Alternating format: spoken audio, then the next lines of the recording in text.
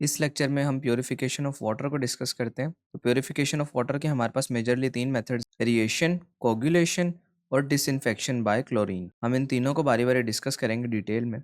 सबसे पहले हम एरिएशन को डिस्कस करते हैं। इस प्रोसेस में हम सबसे पहले क्या करेंगे, हम रॉ वाटर लेंगे जिसको हमने प्योरीफाई करना होगा। अब चूंकि उस रॉ वाटर के अंदर बहुत सी इम्प्योरिटीज़ शामिल होंगी, तो हमें पहले उनको सेपरेट आउट करना पड़ेगा और फिर हमारा वाटर जो है वो प्योरीफाई हो जाएगा। तो इम्प्योरिटीज़ को क्लीन करने के लिए हम क्या करेंगे, हम उस रॉ वाटर में से बहुत ज़्यादा एयर पास करेंगे। मतलब यह है कि हम उस वाटर की ऑक्सीडेशन कर रहे हैं। तो अब ये स्टेप क्या करता है, ये हाइड्रोजन सल्फाइड जैसी स्मेली गैस को दूर करता है और कुछ दूसरी हार्मफुल गैसेस को भी ये रिमूव करता है। अब देखें, इन गैसेस के रिमूव होने के बाद हमारा वाटर थोड़ा सा प्योरीफाई हो जाता है। लेकिन अभी वाटर के अंदर कुछ और एलिमेंट्स भी शामिल हैं, जैसे कि वाटर के अंदर कुछ मेटल्स के एलिमेंट्स भी शामिल हो सकते हैं, कुछ ऐसे सब्सटेंसेस हो सकते हैं। तो इनको भी रिमूव करने के लिए हम उसमें से बहुत ज़्यादा अमाउंट में एयर पास करते हैं। तो देखिए, अगर वाटर के अंदर आयरन का एलिमेंट भी प्रेजेंट होगा तो क्या होगा, हमारे पास आयरन Fe+2 फॉर्म में एग्जिस्ट करता है, इस आयन में एग्जिस्ट करता है। तो ये क्या होगा, जब हम इसकी ऑक्सीडेशन करेंगे तो ये +3 आयन में कन्वर्ट हो जाएगा। और अब देखें, जो हमारे पास +2 आयन है ये वाटर के अंदर सॉल्युबल होता है, लेकिन जो +3 आयन है ये वाटर के अंदर इनसॉल्युबल होता है। ठीक है, और ये फर्दर आगे +3 आयन जो है ये फर्दर आगे आयरन हाइड्रो ऑक्साइड में कन्वर्ट हो जाता है, और आयरन हाइड्रो ऑक्साइड भी वाटर के अंदर इनसॉल्युबल है और हम उसे ईजिली सेपरेट आउट कर लेते हैं। इस प्रोसेस का बेनिफिट क्या होता है, इससे वाटर के अंदर ऑक्सीजन की अमाउंट भी ज़्यादा हो जाती है। जैसे कि हमने प्रीवियसली पढ़ा था कि ऑक्सीजन वाटर में होना चाहिए, और अगर ऑक्सीजन वाटर में ज़्यादा होगा तो उसमें पोल्यूशन कम होगी। तो इस तरह से हम एरेशन का प्रोसेस यूज़ करते हैं वाटर को प्योरीफाई करने के लिए। अब लास्ट में जो हमारे पास वाटर आता है वो हमारे पास प्योरीफाइड वाटर होता है, फ्रेश वाटर होता है।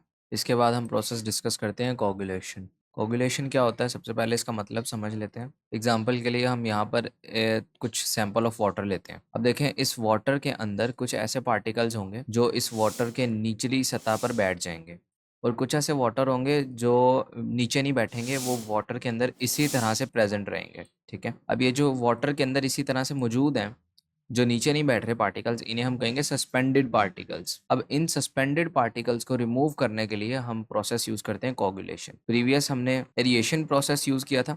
एरिएशन प्रोसेस के बाद अब नेक्स्ट जो हम प्रोसेस यूज करेंगे उस वाटर को मजीद प्योरीफाई करने के लिए, वो हम कोगुलेशन का प्रोसेस यूज करेंगे, ताकि वाटर के अंदर जो सस्पेंडेड पार्टिकल्स अभी भी मौजूद हैं उनको रिमूव किया जा सके। तो इसका प्रोसेस हम कुछ इस तरह से करते हैं, हम इस पानी के अंदर एक कोगुलेटिंग एजेंट ऐड करते हैं। कोगुलेटिंग एजेंट का मतलब है कि हम इसमें कोई ऐसा कंपाउंड ऐड करेंगे जो इन सस्पेंडेड पार्टिकल्स को रिमूव करेगा। मोस्टली हम एलम या फेरिक सॉल्ट्स यूज़ करते हैं। हम अपने केस में एलम को यूज़ करेंगे। हम क्या करेंगे, इस वाटर के अंदर एलम को डालेंगे और उस एलम पर सारे सस्पेंडेड पार्टिकल्स डिपॉजिट होना स्टार्ट हो जाएंगे। यानी कि एलम जब हम इसके अंदर डालेंगे तो सस्पेंडेड पार्टिकल्स उसकी तरफ अट्रैक्ट होंगे और उसके साथ चिपक जाएंगे, और इसी तरह से एलम सारे सस्पेंडेड पार्टिकल्स को अपने अपने साथ चिपका लेगा और पानी की निचली सतह पर जाकर बैठ जाएगा। और फिर हम क्या करेंगे, ऊपर से सारे पानी को कलेक्ट कर लेंगे, और वो जो पानी होगा वो हमारे पास सस्पेंडेड पार्टिकल से प्योर होगा। तो इसका रिएक्शन हम देखते हैं।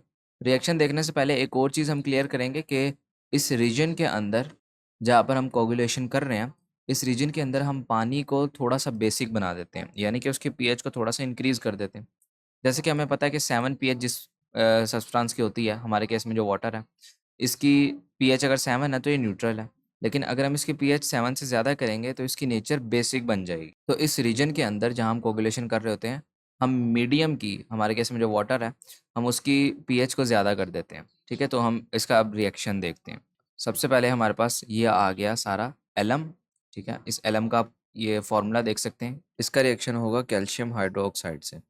कैल्शियम हाइड्रोक्साइड यानी कि लाइम जो है, अब ये कहाँ से आया, जैसे कि हमने अभी डिस्कस किया है कि हमें बेसिक मीडियम रखना है इस रिएक्शन के दौरान। तो ये भी एक बेस है लाइम, तो इसी वजह से एलम का रिएक्शन कैल्शियम हाइड्रोक्साइड के साथ होगा। उसके बाद जनरेट हमारे पास क्या होगा, कैल्शियम सल्फेट जनरेट होगा, एल्यूमिनियम हाइड्रोक्साइड जनरेट होगा, और पोटेशियम सल्फेट यहाँ पर बनेगा। इसके अलावा जो हमारे पास वाटर था, वाटर हमें इसी तरह से मिल जाएगा। अब यहाँ पर जो एल्यूमिनियम हाइड्रोक्साइड है, ये बेसिकली वो मटीरियल है जिसके ऊपर सारी सस्पेंडेड पार्टिकल्स इसके ऊपर चिपके होंगे। तो हम इसको अपने वाटर से सेपरेट आउट कर लेंगे, और यहाँ पर हमारे पास वाटर हमें मिल जाएगा, प्योरीफाइड वाटर। तो ये था हमारे पास कोगुलेशन का प्रोसेस। इसके बाद हम वाटर को मज़ीद प्योरीफाई करते हैं, एक और प्रोसेस करते हैं इसी वाटर के ऊपर। अब यहाँ तक देखिए, हमने क्या किया, हमने वाटर्स के अंदर से जो सैंड पार्टिकल्स थे, डस्ट पार्टिकल्स थे जो बॉटम में बैठ जाते हैं, उनको भी रिमूव कर दिया। और इसके अलावा जो सस्पेंडेड पार्टिकल्स थे जो वाटर के अंदर इसी तरह से प्रेजेंट रहते हैं, नीचे नहीं बैठते हैं, उनको भी हमने रिमूव कर दिया। यहाँ तक पार्टिकल से हमारा वाटर प्योर हो चुका है। लेकिन अब एक चीज़ रह गई है, ये वाटर के अंदर अभी भी मौजूद है, तो अब इन्हें भी हमने वाटर से रिमूव करना है।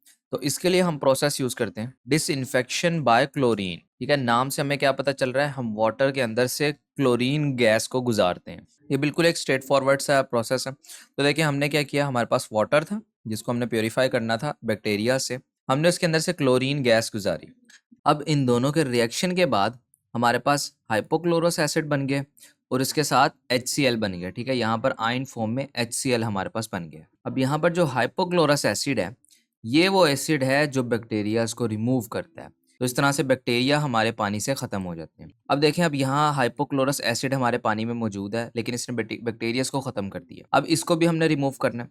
तो इसको रिमूव करने के लिए हम पानी में से जो हमारे पास प्रोडक्ट है उसमें से दोबारा से अमोनिया गैस को गुजारते हैं।